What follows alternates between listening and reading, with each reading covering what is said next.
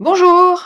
Aujourd'hui, nous allons réaliser une nouvelle application pour travailler avec les images dans App Inventor. On va réaliser une application mûre d'images, mais dont l'objectif n'est pas de faire une application complète en tant que telle, mais plutôt de voir quelles sont les différentes manières d'intégrer des images dans votre application.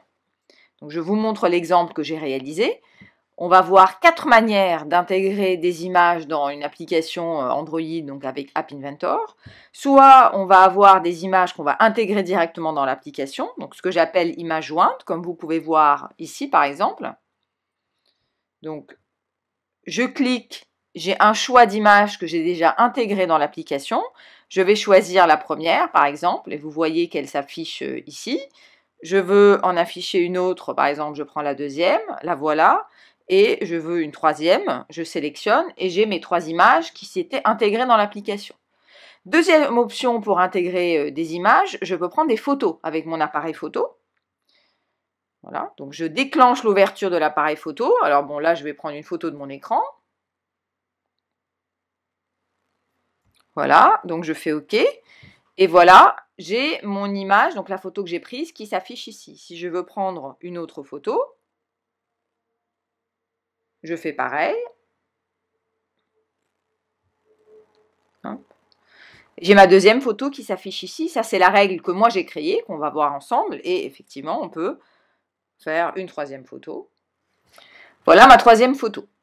Donc ça, c'est la deuxième manière d'intégrer des images, c'est de prendre des photos, d'utiliser l'appareil photo. Troisième manière, je peux utiliser des images qui sont déjà dans la galerie de mon téléphone, mais que je n'ai pas intégrées à l'application. Donc là, je vais ouvrir en cliquant sur Image Galerie. Je vais accéder à toutes les photos, les images qui sont sur mon téléphone. Par exemple, là, j'avais déjà téléchargé quelques jolies images pour pouvoir les intégrer éventuellement à mon mur d'images. Donc, je vais prendre, par exemple, celle-là en première. Je vais en reprendre d'autres. Je vais prendre celle-là.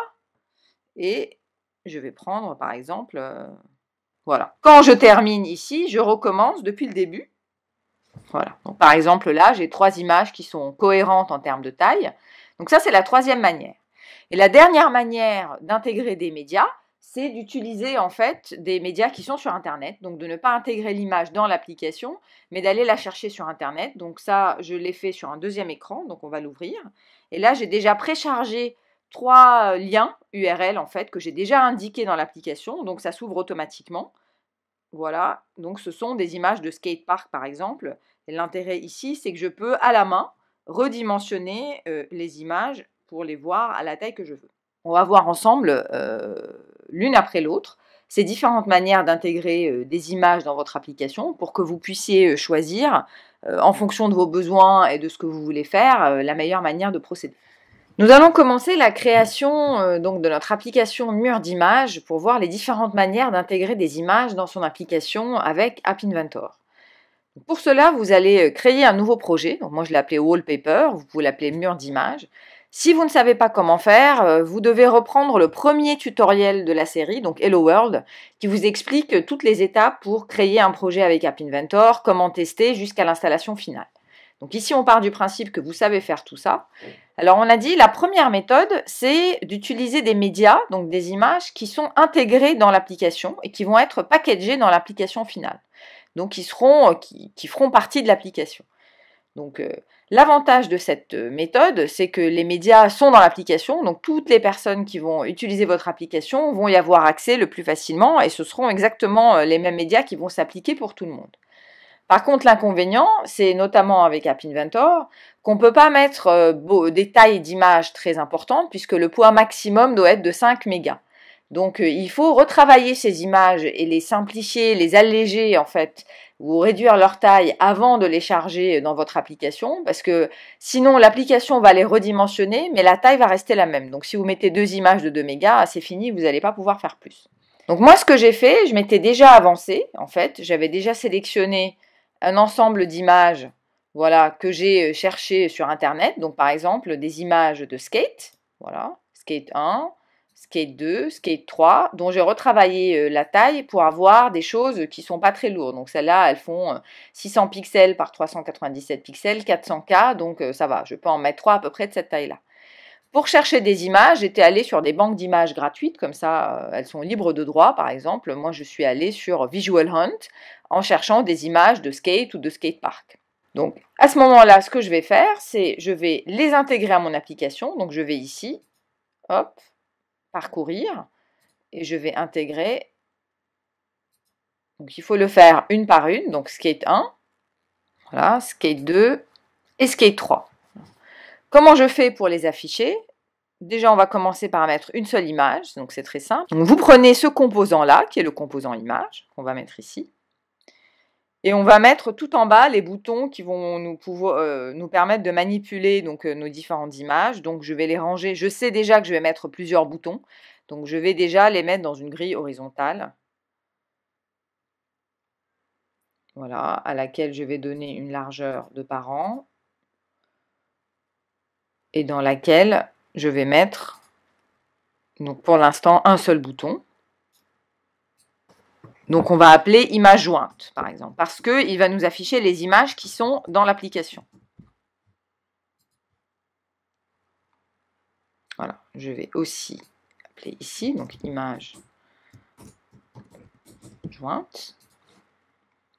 Hop, on fera l'apparence un peu plus jolie tout à l'heure. Donc là, pour afficher une de ces images-là, c'est très simple. Je vais aller dans la partie bloc et je vais dire, quand je clique sur le bouton image jointe, je vais mettre la source de ce composant-là, je vais l'attribuer à une des images que je vais choisir. D'accord? Donc je vais mettre set image one source. Voilà, où est-ce que c'est? Voilà, c'est ça, set image one picture, donc c'est l'image en fait. Et je vais choisir quelle image je veux. Donc ça, je vais la taper dans un composant texte, ici, vide. Donc je prends un champ texte et je vais taper skate1.jpg par exemple. Il faut bien taper le nom complet, hein, sinon ça ne marche pas. Et donc là, je vais tester tout de suite pour voir si ça marche. Donc je me connecte. Donc effectivement, ici, je vois mon bouton qui est tout en haut, parce que l'image étant vide, elle ne prend pas de place. Donc, mon bouton est tout en haut par défaut. Donc, je clique dessus. Et effectivement, l'image que j'ai sélectionnée s'affiche dans le champ image. Donc ça, c'est la manière d'intégrer des images directement dans l'application. Alors maintenant, si je veux faire mon mur d'images, de 3 images, il faut que je crée une règle un peu plus détaillée pour pouvoir avoir mon mur d'images. Mais on va voir d'abord les différentes manières, les différentes techniques pour intégrer des images, et ensuite on va créer notre mur d'images, ce qui va nous nécessiter de les mettre dans des listes. Donc, deuxième manière de faire, prendre une photo. Donc, on va aller dans Designer, et cette fois-ci, on va avoir besoin de l'appareil photo. Donc, on va rajouter le composant appareil photo qui est dans Média, c'est un composant invisible, caméra, donc je le prends ici, je le mets là, il va se mettre en dessous. Et je vais rajouter un deuxième bouton qui va, lui, déclencher l'ouverture de l'appareil photo. Donc, hop, je prends un bouton ici, que je vais nommer photo. Donc, je sais que ce sont que des boutons, hein, c'est pour ça que je ne dis pas bouton photo. Voilà, et pareil ici. Photo. Et donc là, dans la partie bloc, cette fois-ci, ça va se faire en 2 temps, puisque l'appareil photo, ça se déclenche en 2 temps. Donc d'abord, je vais dire, quand je clique sur le bouton photo, en fait, ce que je vais faire, c'est je vais appeler la caméra pour prendre une photo. Donc je prends cet événement-là, call camera to take picture. Et ensuite, je vais prendre un autre événement qui est quand la photo a été prise. Donc c'est when camera after picture. Ma photo, en fait, elle se stocke dans cette variable image par défaut, donc qui contient toujours la dernière photo prise. Et cette fois-ci, je vais faire la même chose que là. Donc je vais remplacer l'image qui est dans image 1, je vais le remplacer cette fois-ci par la photo. Donc je vais dupliquer voilà, cette instruction. Et cette fois-ci, au lieu de lui mettre une image fixe intégrée, je vais lui demander de prendre l'image associée à la caméra. Et on va tester pour voir. Donc là, je vais cette fois-ci cliquer sur le bouton photo. Effectivement, ça déclenche mon appareil photo. Donc je vais prendre une photo de mon écran par exemple. Je fais OK. Et voilà, là, j'ai ma photo qui s'affiche. Alors, vous aurez remarqué que, par exemple, entre cette photo et la précédente, donc si je repars sur image jointe, la taille n'est pas la même. Donc ça, ce sont des choses qu'il va falloir bien travailler dans les dimensions de l'image, dans les règles, etc. Et notamment qu'on peut ajuster ici. Donc par exemple, ici, j'avais mis hauteur automatique et largeur automatique. Ce qui fait que à chaque fois, le composant, l'affichage va s'adapter à la taille de l'image qu'on va prendre. On peut changer, par exemple, et lui demander automatiquement de remplir tout l'espace disponible. Donc là, on va, vous voyez, remplir tout l'espace disponible. Tout à coup, notre grille horizontale s'est retrouvée tout en bas parce qu'il a occupé tout l'espace. Donc là, si je clique sur image jointe, en fait, mon image va se mettre au centre parce que mon image, il ne va pas changer les dimensions de l'image, mais il va les adapter à ce qui est possible. Voilà.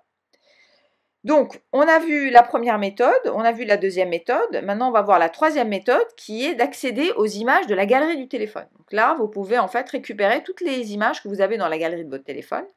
Donc pour ça, on va prendre un autre bouton, parce que ça, c'est déjà codé dans App Inventor. C'est un bouton, un composant qui s'appelle Image Picker et qu'on retrouve dans Média. Et donc en fait, on va prendre voilà, celui-là, on va le rajouter ici. Et donc, on va garder le nom Image Picker parce que c'est assez clair pour nous. Par contre, on va afficher le texte de dire ce sont des images de la galerie du téléphone. Voilà. Et en fait, on va rechanger notre bloc de code dans ce cas-là et on va dire, mais quand je clique sur Image Picker, en fait, on va prendre l'instruction After Picking parce qu'il va automatiquement sélectionner, prendre l'image sur laquelle on aura cliqué ou appuyé avec le doigt. Donc, After Picking va nous donner la sélection qu'on aura faite, et cette fois-ci, on va lui dire, pareil, une instruction similaire, tu vas affecter au composant image la sélection de Image Picker, donc ça on va le reprendre ici, on va lui demander de prendre Image Picker Selection, voilà. Hop. Donc on va tester tout de suite, donc on va cliquer sur Image Galerie, et vous voyez là, il nous ouvre en fait toutes les catégories de photos de ma galerie. Donc là, je vais prendre par exemple des photos que j'avais téléchargées parce que je les trouvais sympas, et voilà, on va prendre celle-là par exemple, et voilà. Donc voilà, on a vu nos trois méthodes pour intégrer des images à l'application, sachant que la seule méthode pour que les images soient déjà dedans, c'est les images jointes. Pour le reste, c'est l'utilisateur qui va manipuler l'application pour aller récupérer des images. Après, à vous de savoir ce que vous voulez en faire. Quatrième manière, on va mettre un web viewer. Donc cette fois-ci, on va changer la manière d'afficher l'image. C'est pour ça que j'avais créé un second écran, pour ne pas devoir changer ici. Donc, on va aller dans Designer. Et on va créer un second écran. Donc, on va laisser Screen To, puisque là, c'est une application d'exercice, on va dire. Donc là, on est sur le second écran. Quatrième manière, on va accéder à une image depuis Internet. Donc pour cela, on va prendre le composant Web Viewer. Web Viewer, en fait, nous permet d'afficher n'importe quelle page qui est sur Internet. Donc il faut lui donner une URL et il va afficher cette URL. Donc on va mettre ce composant là. Et pareil, en dessous, on va mettre un bouton pour pouvoir revenir au premier écran. Donc ça va être tout simplement un bouton retour.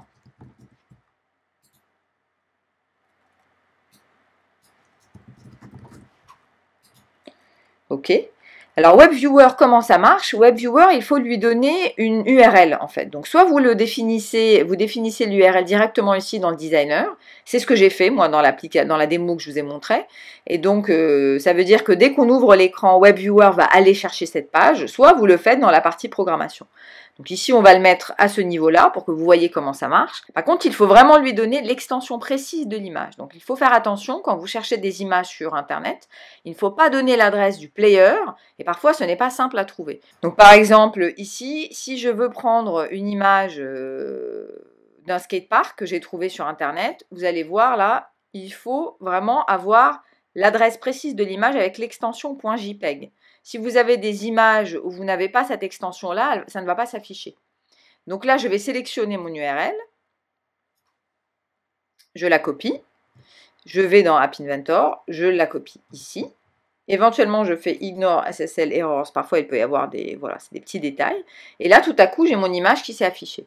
L'intérêt de WebViewer, c'est que en touchant avec les doigts, là vous ne voyez pas, mais en fait, ou ici en cliquant avec ma souris, je peux manipuler l'image et la redimensionner comme je veux. D'accord? Et circuler dans l'image à la hauteur de l'écran.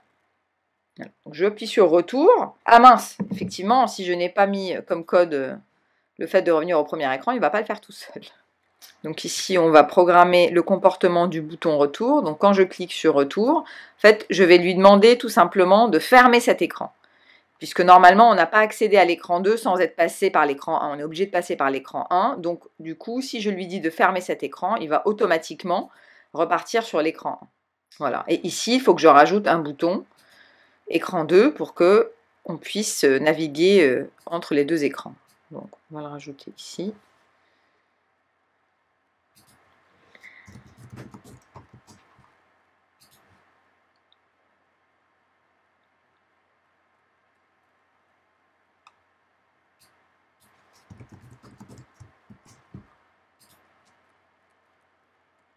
Donc ici, pour que tous mes boutons s'ajustent et soient bien visibles, on va leur donner à chacun, alors on va voir, hein, on va tester, on va mettre fill parent et on va leur donner une police un peu plus petite, peut-être de 10, mais en gras quand même, ou on va mettre plutôt automatique, comme ça chaque bouton va s'ajuster à la taille de son contenu. Donc on va faire pareil ici, photo, en gras, une police de 10. Et on va tout mettre en noir, pourquoi pas. Ça c'est après, c'est votre choix. Hein. Donc on va mettre la police en blanc.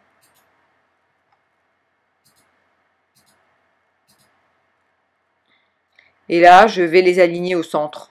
Donc je le fais au niveau de l'arrangement horizontal, je fais centre. Voilà, comme ça ils seront alignés un peu au centre.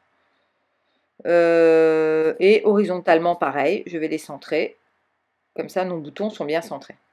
Et à la limite, on peut même, au niveau de l'écran 1, après mettre un fond noir pour que ce soit plus élégant, par exemple. Donc maintenant, on a vu nos différentes méthodes pour intégrer des médias. Alors, pour aller un peu plus loin, comment on peut construire un mur d'image, par exemple? Donc on va le faire. On va